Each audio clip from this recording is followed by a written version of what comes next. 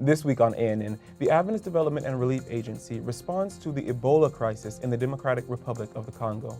La Sierra wins third place in the national Enactus competition. And a Hope Channel event in Kenya sees more than 40 people baptized. These stories and more coming up.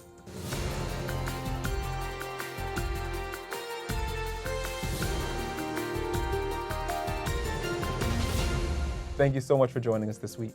First in the news, the Adventist Development and Relief Agency, or ADRA, has been working in the Democratic Republic of Congo since 1984. In the past 35 years, the ADRA team has responded 10 times to Ebola virus outbreaks in the country. The most recent epidemic began in August of 2018. According to reports, it is the second largest and the longest lasting outbreak to strike the Congo.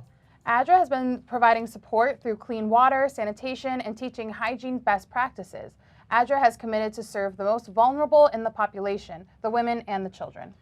Unless the outbreak is contained by August of 2019, the Democratic Republic of the Congo government will have to declare that the epidemic has lasted 1 year since treatment of the first case.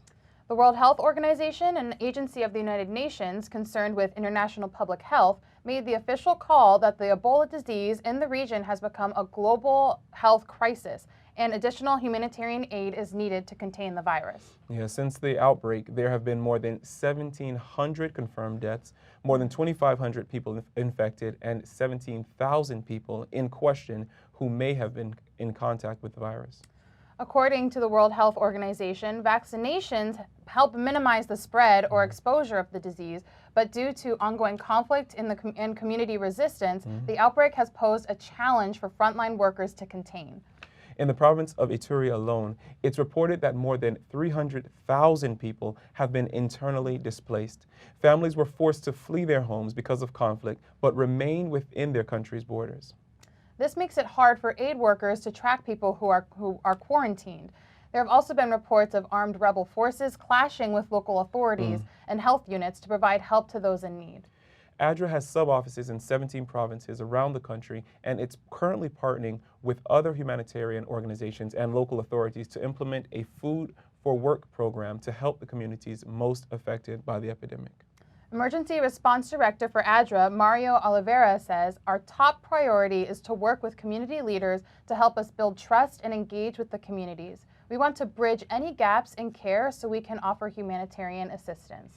To read more about what ADRA is doing in the Democratic Republic of the Congo, please visit news.adventist.org. The Enactus team from La Sierra University recently nabbed third place during the Enactus National Championship held in the U.S. state of Kansas. The finish comes after 2 days of competition by college and university humanitarian entrepreneurial initiatives.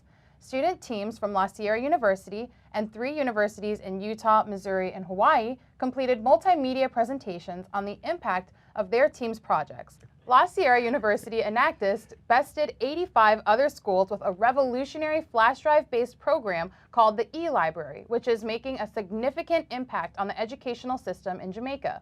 The third place win follows the team's second place finish in the Final Four round in 2017, and a national championship win in 2016, which allowed La Sierra Enactus to represent the United States in the World Cup competition in Toronto that fall. The E-Library project consists of 1,200 flash drives purchased in bulk and preloaded with 40,000 textbooks and more than 1,000 educational videos. Instruction is available across 8 subject areas, including biology, chemistry, physics, integrated science, accounting, English, mathematics, and business fundamentals.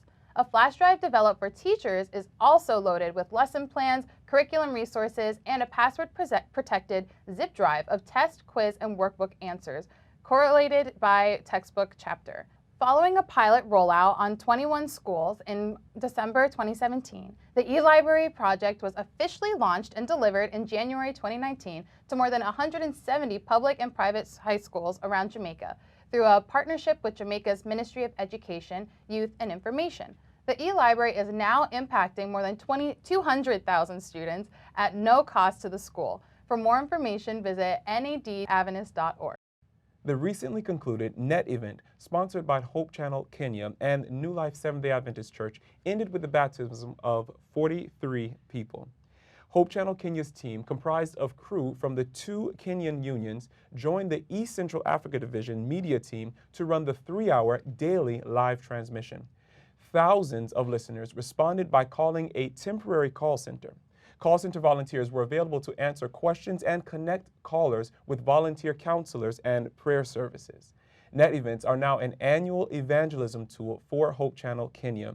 Hundreds have joined Adventist churches across the country as a result of the Net series, while several others have been helped with family life issues. Nathan Krause, the main speaker for the event, currently serves in the Southern California region. Krause shared deep messages of salvation under the theme, Certain Hope in Uncertain Times. Apart from those who were baptized in Nairobi, several others who had shown interest in baptism were referred to their churches in their local field for help and Bible study. The call center will remain open for another 2 weeks to enable those interested in accessing counseling and prayer services. Recently, the Adventist Development and Relief Agency in Chile set up a mobile unit to help those in need with food and laundry. The mobile unit is working with the migrants and those living in the streets. Since the mobile unit was set up on June 18, ADRA has delivered more than 120 daily lunch rations, offered laundry service 4 days a week, and provided spiritual and social counseling. ADRA Chile has not only generated changes in the people served, it has also produced transformation in the members of the Seventh-day Adventist Church in the region. The ADRA mobile unit is expected to remain in the area until the end of 2019, providing services to the community and being the arms and feet of Christ. As God said in His Word, as soon as you did it to one of my younger brothers, you did it to me. Matthew 25, verse 40. Coming up, a new Bible is dedicated during the Global Summit of Health and Wellness. But up next, see how young people in Brazil are building houses for those in need.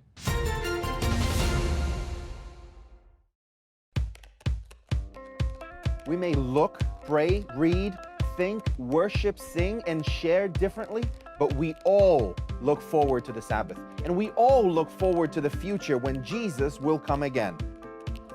With this message in mind, we arrived at a core component for a new identity system, the creation grid, a simple 7-column structure for layout. The grid is a reference both to the prophetic timeline as well as to the creation week that culminated in the 7th-day Sabbath. The first 6 columns of the grid belong to the designer. They can be filled with anything: text, images, illustrations, patterns, and logos. But the 7th column, the Sabbath column, does not belong to them. It is meant to be different and special. Regardless of what or where you are designing, you can always find information to help you communicate that we are all Seventh-day Adventists. My brother's unexpected death shocked me into changing my life. A friend of mine said, "Why don't you do a triathlon?" So I swam and rode and ran until I discovered life is more than just human strength. I race because my health matters. I believe because my faith matters. I'm Ed. I'm a Christian. I am an Iron Man, and I've discovered my whole life matters.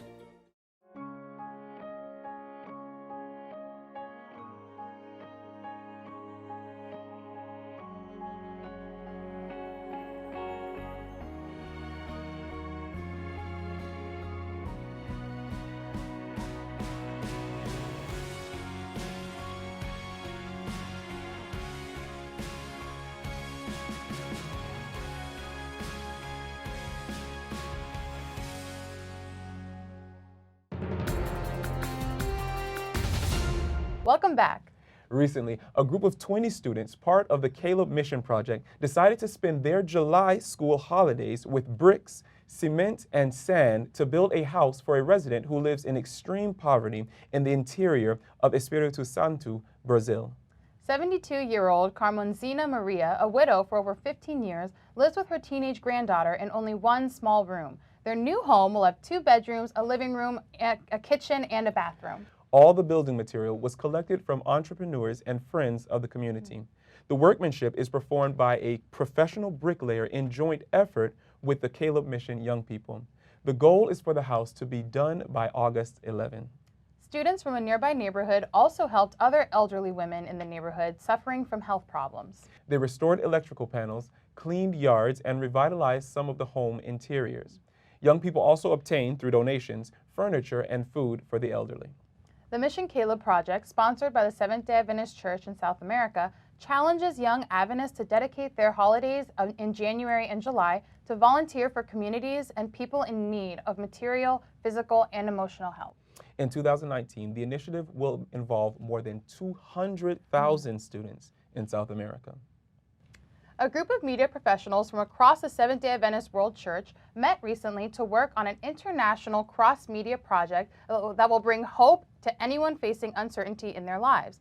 The select group of communicators from different Adventist media centers spent time brainstorming, praying, and shaping the creative projects during 2 days of meetings at the Inter-American Division headquarters in Miami, Florida.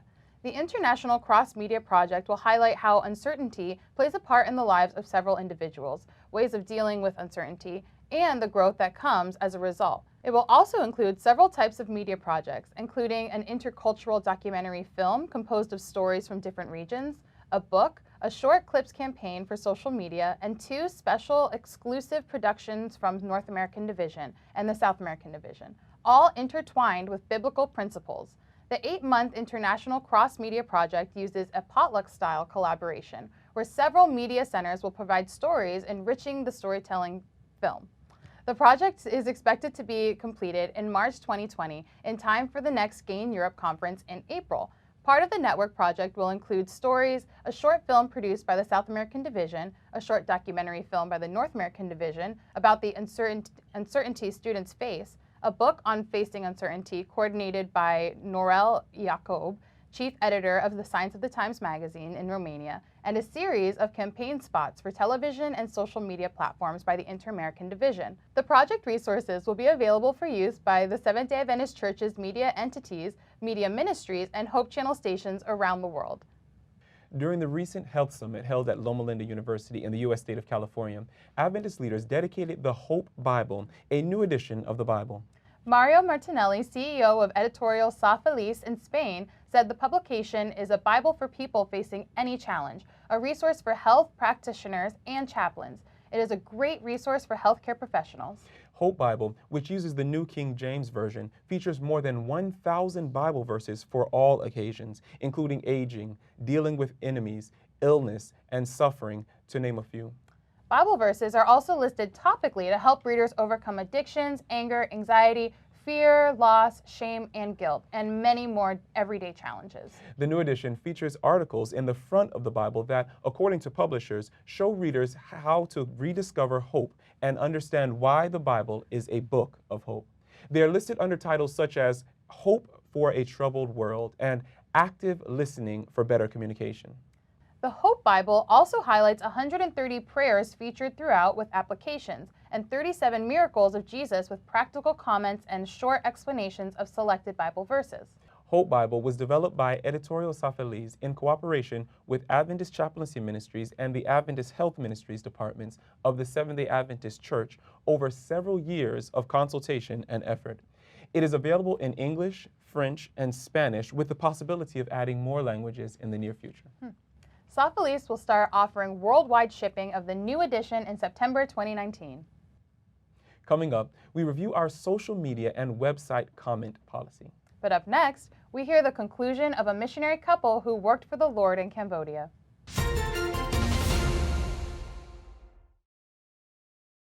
Adventists have been shown to live 7 to 9 years longer when compared with other people in California. It's now been expanded into a much bigger study called Adventist Health Study 2, which is looking at what are the factors that make a difference in lifespan of Seventh-day Adventists. It's been publicized in Time magazine 1966, National Geographic 2005, US News and Today 2009, where one of the comments that was made, if you want to live longer, live like a Seventh-day Adventist. So the evidence is clear, it's all in. Seventh-day Adventists have a definite health advantage. I'm Dr. Peter Landless. I'm a physician. I have the basic MD qualifications as well as a specialty in family medicine, a specialty in internal medicine, a specialty in cardiology and a subspecialty in nuclear cardiology. The latter two have included fellowships in the American College of Cardiology, the American Society of Nuclear Cardiology, and being board certified in nuclear cardiology here in the United States. I had the singular privilege of serving on the Physicians Board of Healthcare for President Nelson Mandela. I was second in charge of the Department of Cardiology at our university at that time. He's a man who just shares the joy of loving people and wanting to see reconciliation take place. It was a wonderful, wonderful experience. We sometimes try to spread a message of good news. We must be the message of good news. Well, how do we do that? We do that by meeting the needs of people, by caring for them unconditionally, by having no strings attached to our relationships with individuals. It's by feeding people when they are hungry. It's by giving them clothing when they are naked. And that tends to move people to say, well, why would you do that? Well, the reason that we would do that is because that's what Jesus did. GT and Ivy are in Vietnam, recalling their time as young missionaries in war-torn Southeast Asia and their harrowing evacuation. Today we hear the conclusion of their story. Adventist Mission has more. Remembering their time as young missionaries in war-torn Southeast Asia, GT and Ivy are in Vietnam, where they were evacuated. Ho Chi Minh City used to be called Saigon during the time of South Vietnam. It was the capital city of South Vietnam. And this is the city where we were evacuated to the first time. Ralph Watts, the president of Southeast Asia Union, ordered all student missionaries and both of us to get out of the country.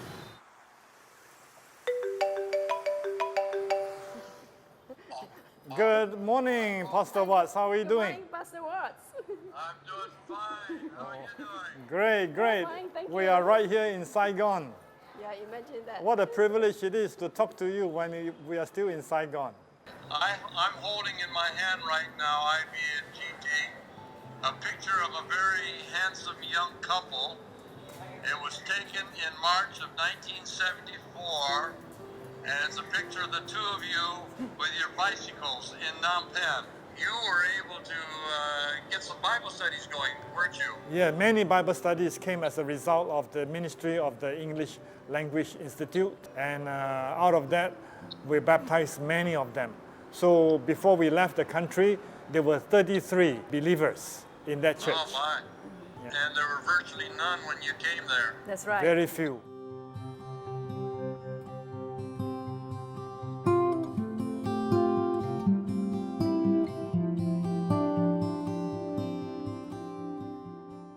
We did a lot of refugee relief work because the population of Phnom Penh in the 1970s was about 700,000. And during the war, when we were here, it was easily more than 2 million people. And so this hotel had become a refugee center where they were housed. We visited some of the rooms, and there were no electricity at that time. So we saw many people crowded in rooms.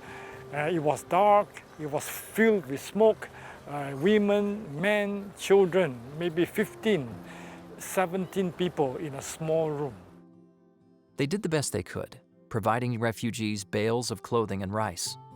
But the situation continued to get worse. GT, Ivy, and the student missionaries were evacuated several times to Vietnam.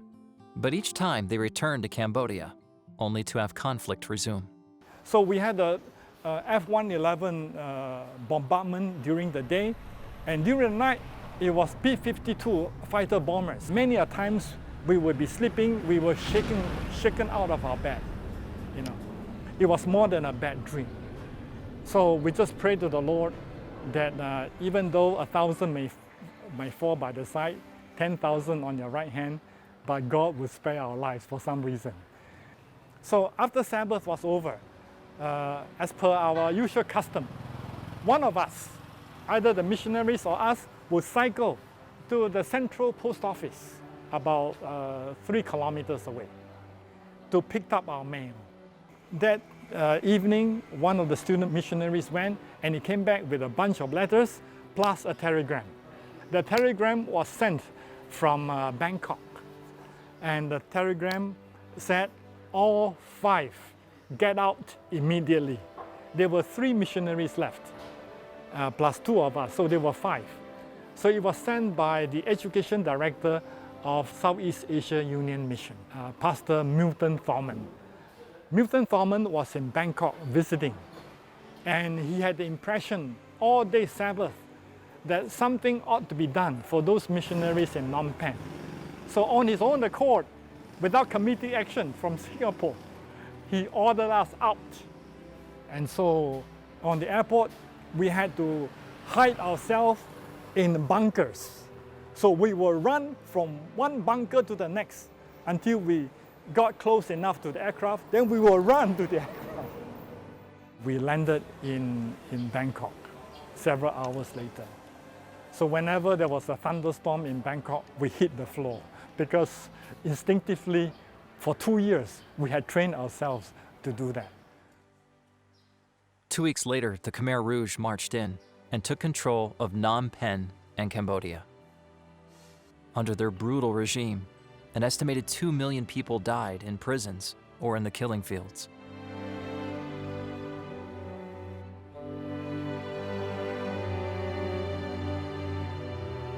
Oh, this is such a memorable place. Brings back a lot of memories.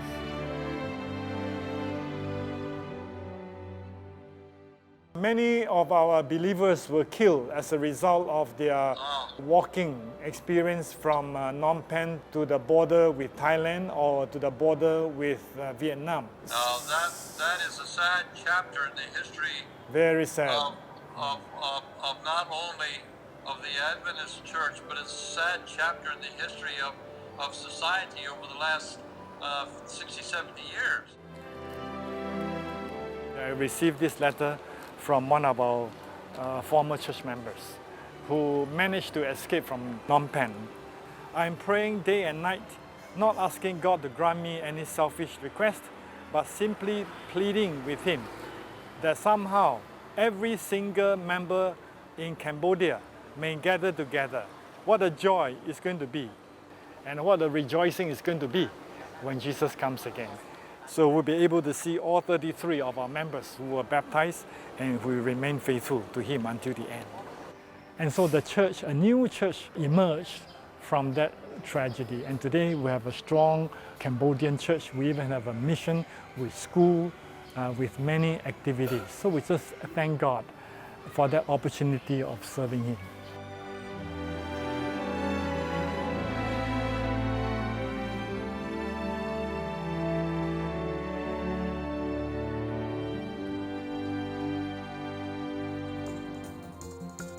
You can watch this and other mission stories online by visiting AdventistMission.org, then click on videos at the top.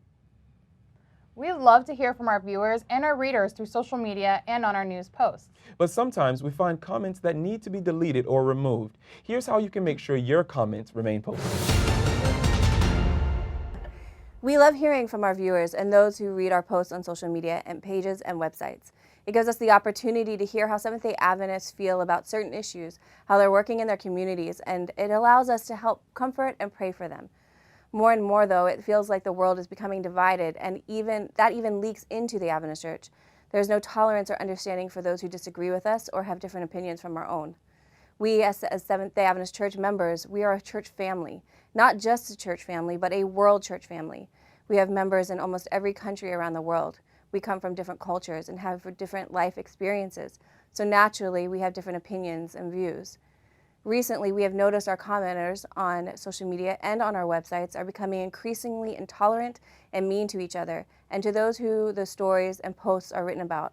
This is unacceptable. We will not allow personal attacks made about each other or to the subject of an article. We will delete your comment if you call someone a name, if you question a person's faith or relationship with God, or if your comment uses blocked words. We want to hear your thoughts and feelings on our posts, but we believe it can be done in a Christian manner. If you can't do that, then it might be good to follow the advice our parents gave us. If you can't say something nice, then don't say anything at all. If you want to make sure your posts are seen, please remember to show the love and grace Christ gives us every day to others. We look forward to seeing you online. And finally, for today's episode, let's turn to David Trim for a look at Adventist history. This week, we hear about the life and ministry of Jonathan E. Gardner. This week in Adventist history, we look at the life of a pioneer medical missionary to Asia. On July 29, 1893, Jonathan E. Gardner was born in Battle Creek, Michigan. In 1919, he graduated with an MD degree from the College of Medical Evangelists, today Loma Linda University. On December 12, 1921, Jonathan, his wife Ethel, and their baby daughter June arrived on the island of Penang in the Malacca Strait off the coast of the Malay Peninsula in what was then called the Straits Settlements, a British colony, today Malaysia. Jonathan was aged just 28 and Ethel 27. Dr. Gardner originally worked in a clinic in Penang, but in 1924 he was instrumental in the founding of what became Penang Sanitarium and still exists today as Penang Adventist Hospital. Another daughter, Erla, was born in 1922. This photograph shows the staff of Penang Sanitarium around 1934 and was provided to us by the Gardner's grandson, Earl Orgard. Jonathan and Ethel took permanent return back to the US in 1936 after 15 years of overseas service because they wanted their two daughters to be educated in America. This was a common reason for missionaries to return to their homeland. But their heart remained in Malaya, and in late 1945, at the age of 52, Jonathan accepted a call to serve again at Penang. The sanitarium had suffered bomb damage during the war, and as a church leader in the Far East wrote, it had been stripped of all its equipment and supplies. There was much to do then, and it was done under the leadership of Jonathan and Ethel, who returned to Penang in 1946 and stayed there another 25 months, putting the hospital back on its feet. For more than 25 years thereafter, Jonathan practiced medicine in Northern California. Ethel died in late 1972, but Jonathan was not done with mission service.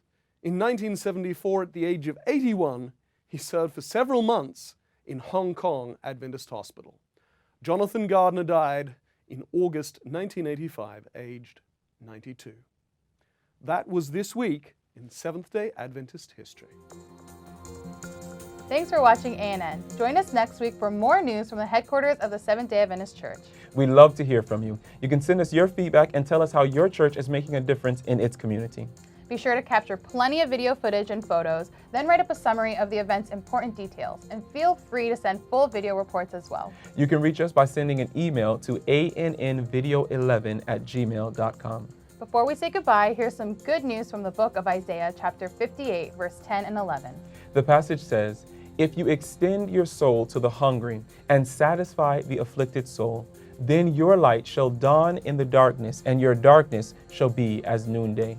The Lord will guide you continually and satisfy your soul in drought and strengthen your bones.